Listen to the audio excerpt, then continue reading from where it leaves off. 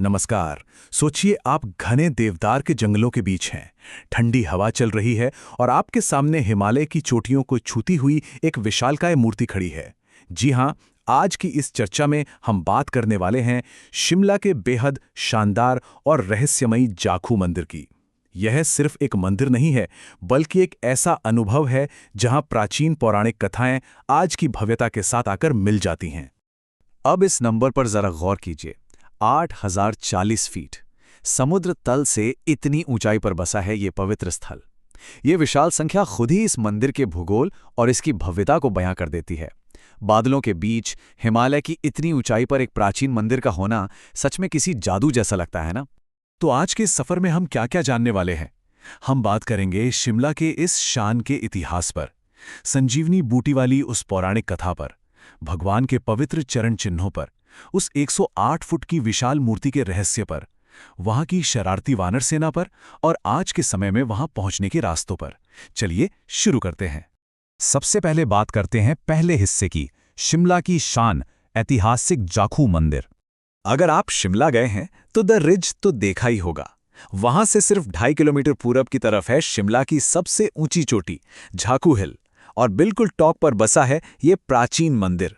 एकदम शांत, देवदार के पेड़ों से घिरा हुआ, शहर के शोर शराबे से दूर, ध्यान और शांति के लिए इससे बेहतरीन जगह शायद ही कोई हो।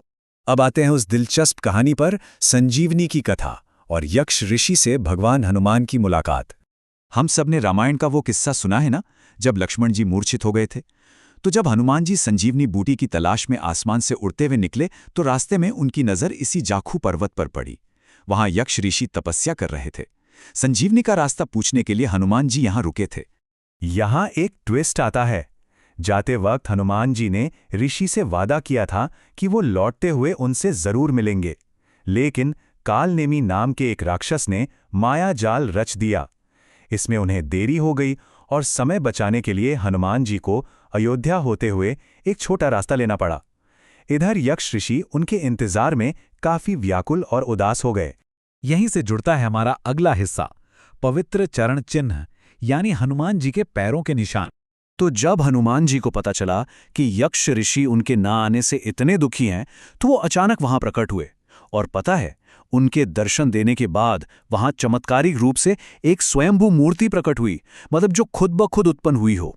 अगर आप आज भी वहां जाएंगे तो आपको वो स्वयंभू मूर्ति और संगमरमर पर बने हनुमान जी के चरण चिन्ह देखने को मिलेंगे। ये आपको सीधे उस प्राचीन काल से जोड़ देते हैं। ये बड़ा अद्भुत नज़ारा है। एक तरफ वो छोटी सी प्राचीन स्वयंभू मूर्ति और वो पैरों के निशान जो इतिहास की गहराई समेटे हुए हैं, और ठीक दूसरी तरफ वो आसमान छूती हुई 2010 में बनी आधुनिक विशालकाय मूर्ति, जिसने शिमला के क्षितिज को ही एक नया रूप दे दिया है। तो चलिए अब इसी 108 फीट के महाकाय प्रतिमा के महत्व को समझते हैं। आपने कभी सोचा है कि इस मूर्ति की ऊंचाई ठीक 108 फीट ही क्यों रखी गई? 100 या 110 क्यों नहीं? ये कोई रैंडम नंबर नहीं है, बल्कि इसके पीछे बहुत गहरा विज्ञान और आस्था छिपी है। दरअसल हमारी प्राचीन परंपराओं में 108 नंबर का बहुत गहरा ब्रह्मांडीय महत्व है। सोचिए, जपमाला में 108 मन के होते हैं। सूर्य की पृथ्वी से दूरी उसके व्यास का लगभग 108 गुना है, और यहाँ तक कि हमारे शरीर में भी 108 ऊर्जा या मर्म बिंदु होते हैं। मतलब ये ऊंचाई पूरी तरह से जानबूझकर चुनी गई थी, ताकि यह आध्यात्मिकता का साक्षात प्रतीक बन सके। और इसे बनाने में 1.5 करोड़ रुपए लगे थे, जिसे एचसी नंदा चैरिटेबल ट्रस्ट ने बनवाया।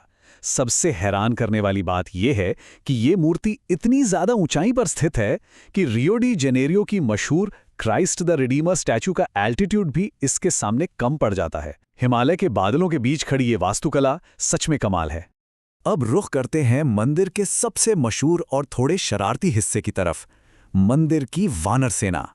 जाखू हिल पहुंचते ही हर किसी के दिमाग में एक सवाल पक्का आता है कि भाई यहां इतने सारे बंदर क्यों घूमते रहते हैं? तो स्थानीय लोक कथाएं बताती हैं कि ये कोई आम बंदर नहीं है, ये महाकाव्य रामायण की उसी वानर सेना के वंशज हैं। जी हां, जब हनुमान जी संजीवनी लेने आगे बढ़ गए थे तो उनकी सेना यहीं रुककर अपने भगवान के लौटने का धैर्यपूर्वक इंतजार कर रही थी, और आज भी ये उनके वंशज मंदिर के रक्षक बनकर यहां डटे हुए हैं। लेकिन हाँ, जो लोग यहाँ जा रहे हैं उनके लिए एक मज़ेदार पर बहुत ज़रूरी सलाह। अपना चश्मा और मोबाइल ज़रा संभाल कर रखिएगा। इन बंदरों की आंखों में सीधा देखने से बचें और खुला खाना तो बिल्कुल मत ले जाइएगा। वैसे मंदिर के बाहर से 10 रुपए में एक लकड़ी की छड़ी किराए पर मिल जाती है। बस उसे हाथ में रखिए तो ये शरारती रक्षक आपसे थोड़ी दूरी बनाए रखेंगे। चलिए अब बात करते हैं आधुनिक यात्रा की, रोपवे और ट्रैकिंग का अनुभव। चोटी तक पहुंचने के लिए मुख्य रूप से 2 शानदार तरीके हैं। पहला, आप रोपवे ले सकते हैं। ये सिर्फ 6 मिनट की एक बहुत ही थ्रिलिंग एरियल राइड है जहां आप बादलों के बीच से होकर गुजरते हैं। और दूसरा तरीका है 2.5 किलोमीटर का सीधा खड़ा प्राकृतिक ट्रैक। अगर आपको शांति से देवदार के जंगलों के बीच पैदल चलना पसंद है तो ये स्पिरिचुअल ट्रैक आपके लिए ही है। कुछ छोटे छोटे टिप्स, और अगर ट्रैक कर रहे हैं तो चलने में आरामदायक जूते जरूर पहनें। मंदिर के अंदर जाने से पहले सैंडल या जूते उतारने होते हैं, तो इसका ध्यान रखें। और हाँ, अगर आपको भीड़ से बचना है और बादलों के ऊपर वो सुकून वाला नज़ारा चाहिए तो सुबह एकदम जल्दी जाएं या फिर शाम ढलते वक्त। वैसे अगर आपको यहाँ का सबसे वाइब्रेंट माहौल देखना है तो दशहरा, रामनवमी या हनुमान जयंती के समय आइए। इन खास मौक़ों पर यहाँ भक्तों का ऐसा हुजूम उमड़ता है कि पूरे माहौल की ऊर्जा और सांस्कृतिक छटा देखने लायक होती है। किसी ने क्या खूब कहा है, 108 फीट की आस्था, जो हिमालय की धुंधली चोटियों से ऊपर उठती हुई एक कालातीत उपस्थिति का प्रतीक है। सच में उस विशालकाय नारंगी मूर्ति के नीचे खड़े होकर जो एहसास होता है ना, उसे शब्दों में बांधना मुश्किल है। तो ये सब जानने के बाद मन में ये सवाल जरूर आता है ना कि रामायण काल के आसमानों के वो रक्षक आज भी किस तरह इस हिमालय की रखवाली कर रहे हैं।